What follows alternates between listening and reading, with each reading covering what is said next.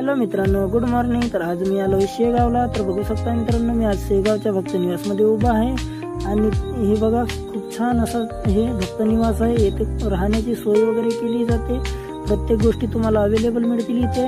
तर इथं या आणि राहा तुम्ही। इथं रात्रभर राहण्याची सोय वगैरे केली जाते, मस्त बेड वगैरे मिळत असतात 70-60 रुपयामध्ये। आणि ही बसेस वगैरे बघा, ही बसेस वगैरे आपल्याला रेल्वे स्टेशन पासून घेऊन येतात, इथपर्यंत फ्री सुविधा आहे आणि या फ्री सुविधेचा तुम्ही लाभ घ्या। चला मित्रांनो, मी तुम्हाला घेऊन चालते मंदिराकडे आणि या माझ्या छोट्याशा मिनी ब्लॉग मध्ये तुम्ही बनवून राहा आणि लाईक शेअर फॉलो करा। तर चला मित्रांनो, तुम्हाला घेऊन जातो आता मंदिरात। Bye bye.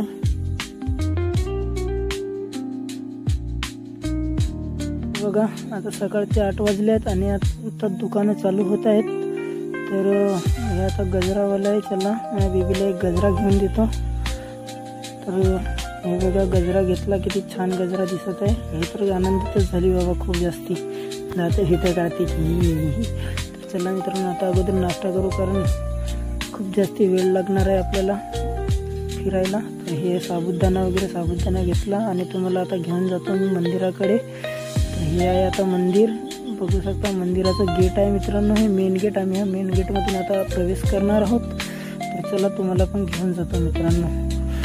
तर बनवून राहा माझ्या छोट्याशा मिनी ब्लॉगमध्ये आणि लाईक शेअर फॉलो करा मित्रांनो। खूप मेहनतीने व्हिडिओ बनवणार आहे, कारण आतमध्ये व्हिडिओ काढायला परवानगी नाही।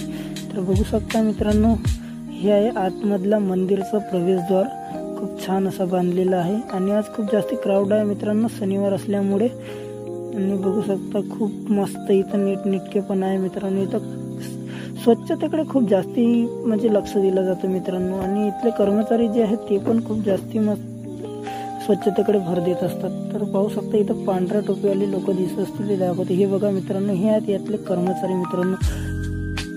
यांच्याबद्दल जेवढं बोलाल तेवढं कमी आहे मित्रांनो, कारण यांचे कर्म खूप मोठे आहेत, कारण सगळे कामं व्यवस्थित करतात। आणि आता इथं चपला वगैरे ठेवतो आणि जातो मंदिरामध्ये।